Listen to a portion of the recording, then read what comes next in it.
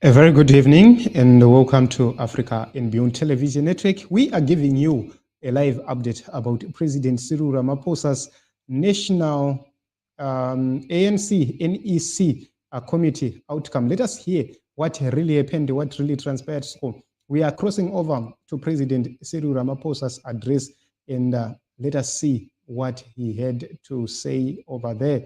So we will give an update or give our own views after this. Of the ANC, we have reached the conclusion of this, of our National Executive Committee, where we reflected on the outcomes of the 20 elections and the immediate tasks that our movement now has. Before I share with you the deliberations that we have just concluded, allow me to take this opportunity to express the condolences of the National Executive Committee to the families who have lost their loved ones during the recent extreme weather events in KwaZulu-Natal and the Eastern Cape. We remain deeply concerned about the genocide that continues to take place in Gaza, in Palestine, where atrocities against civilians continue to cause great hardship and loss of life to the people of Gaza. We condemn the most recent bombing of a school in a refugee center and facilities housing displaced people in Gaza.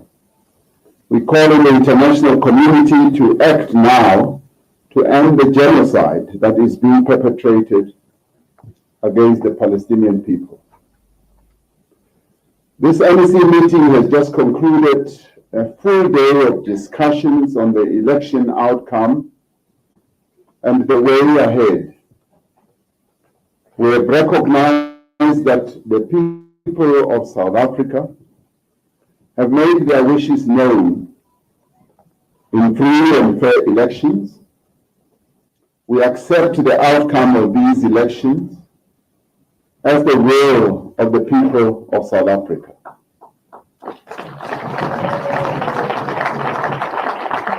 The ANC has emerged from these elections as the largest political party in the country.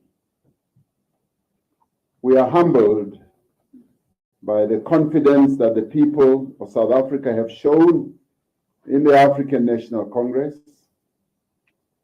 We now say, as the National Executive Committee, that we have heard the concerns of the people of South Africa. We have also heard their frustrations and recognized their aspirations. The 40% vote for the ANC is a recognition that the ANC remains a pivotal partner in the country's search for a way forward, and that there can be no solution in our country without the ANC.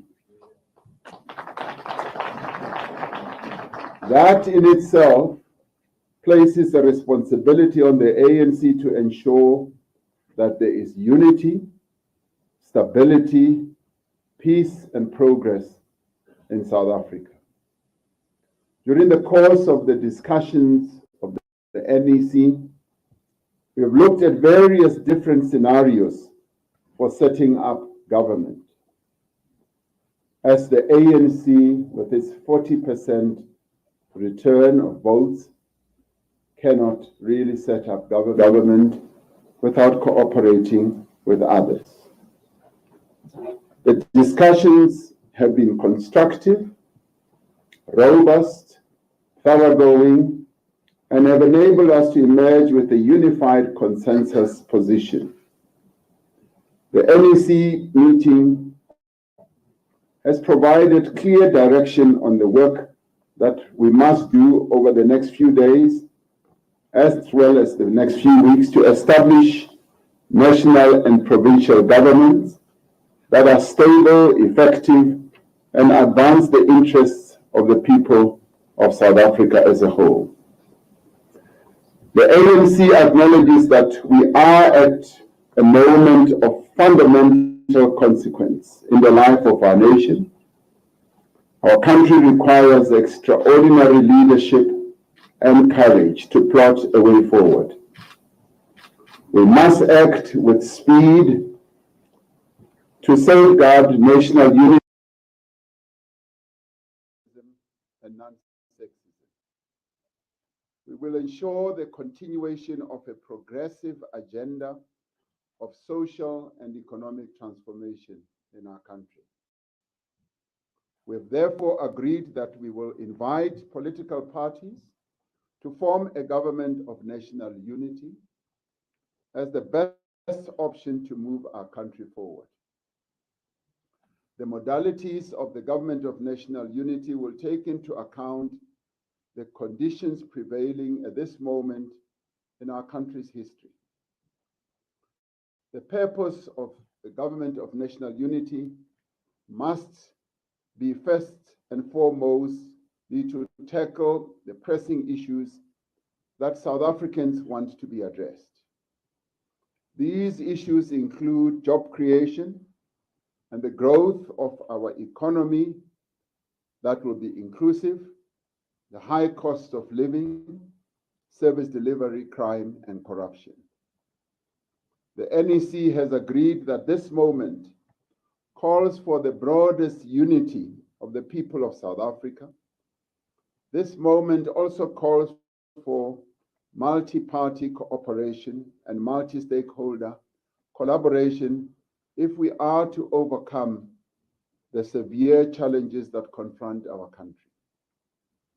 From the results of these elections, it is clear that South Africans expect their leaders to work together to meet their needs. They expect us to find common ground, to overcome our differences, and to act together for the good of everyone. We are committed to ensuring that a government of national unity has the means and the ability to build an inclusive economy, to create jobs, to end corruption, to tackle crime and to improve the provision of services to our people. In establishing a government of national unity, we would be building on a very rich history of cooperation across divides of politics and ideology. We would be drawing on an experience with which South Africans are familiar and which served our country well at a time of great difficulty and division. 30 years after the achievement of democracy in 1994, we are, as the people of South Africa, once again called upon to ensure that we collaborate and that political parties should come together to forge a common future for our country. But it is not only political parties that need to come together. We believe that there is a need for a national dialogue which brings together all parties, all social partners, and all sections of society to seek consensus on the actions required to take the country forward. Such a national dialogue will enhance our pressing task of rebuilding social cohesion in a fractured society following a particularly toxic and divisive election campaign. With regard to the practicalities of the way forward, the NEC has benefited from a report on the preliminary engagements our task team has had with various political parties. The task team is composed of 5 national officials, except for the president and the deputy president, that is convened by the Secretary General, together with other members of both the NWC and the NEC, as well as officials who support them. We have already held constructive discussions with a number of parties: the Economic Freedom Fighters, the Inkatha Freedom Party, the Democratic Alliance, the National Freedom Party, the Patriotic Alliance. We've also engaged our alliance partners to brief them on the process and will continue to seek their invaluable views and guidance.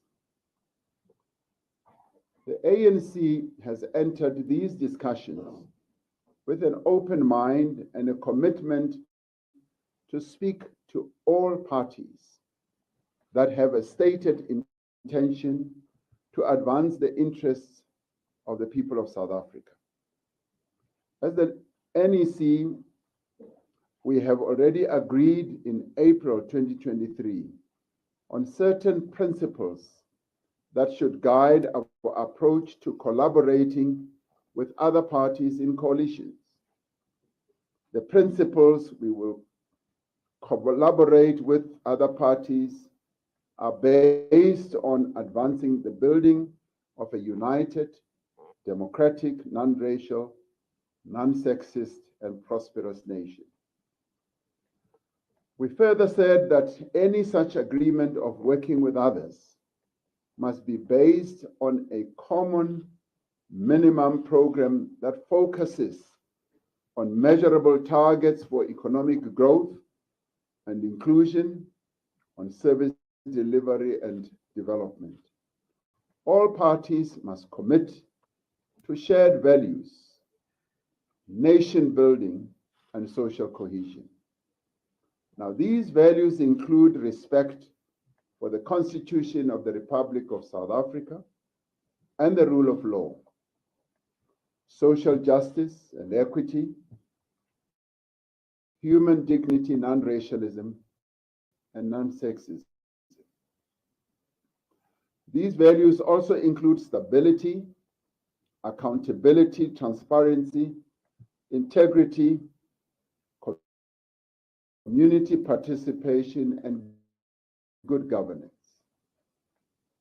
Agreements between parties involved in this whole process should, in the end, be in writing. They should be public. They should also be transparent and include measures for holding all parties. Our approach to have an outright majority will be guided by the same principles. The ANC notes that we do have ideological and political differences with several parties in our political landscape. However, we will not preclude the possibility of working with any party so long as it is in the public interest and it is in keeping with the principles that I have articulated. Guided by these principles, understanding the needs of the country and appreciating the expressed will of the people, the National Executive Committee has agreed to seek agreement amongst parties on the formation of the Government of National Unity. This NEC has therefore mandated our negotiating task team to proceed to engage with parties on this proposal of a GNU. They will also reach out to a broader range of parties to enrich the process and promote inclusiveness. We have directed the task team under the guidance of the national officials, the working committee, to develop in greater detail the modalities and button down our principles and the governance framework to guide all the parties to the Government of National Unity to ensure that It is coherent and effective and is aimed at serving the interests of the people of South Africa.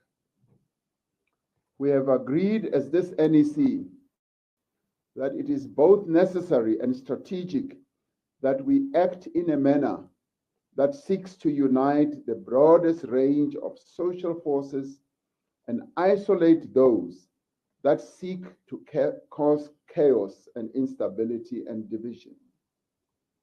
As the ANC, we will be reaching out to formations across society to build a shared program for social and economic change. In the coming days, we will be convening meetings of ANC structures to discuss the conduct and outcomes of the election, the immediate priorities, as well as the way forward.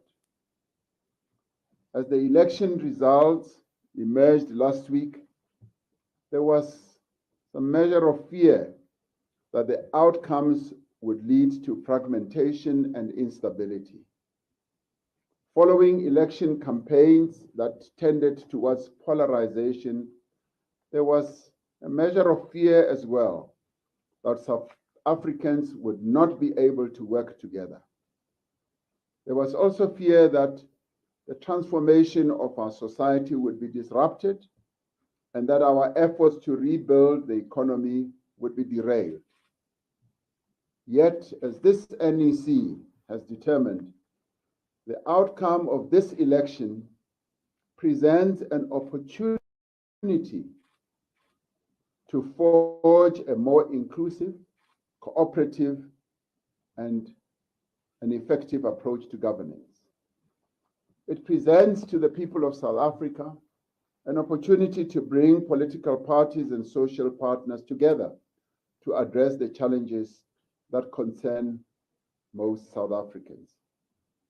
A government of national unity is the most viable, the most effective, and most powerful way of meeting the expectations of all South Africans at this particular moment. We are called upon as this leadership and as a movement to give effect to the will and to the wishes of the voters of this country.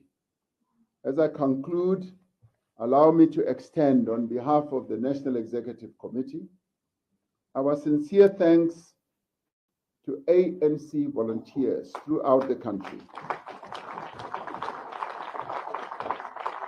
Also to our deployees and our veterans and our stalwarts who worked tirelessly to reach voters across the country to bring them out to vote. We also extend our thanks, more importantly, to the people of South Africa who turned out in their millions to vote and to affirm their confidence in democracy and in the future of our country. And those important people, the people of South Africa, we thank them, irrespective of which party they voted for.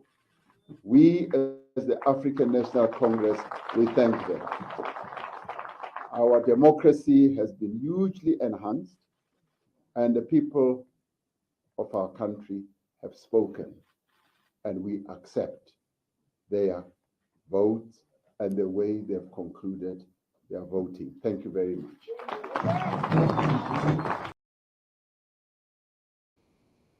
So this is the update. This is what President Cyril Ramaphosa has announced.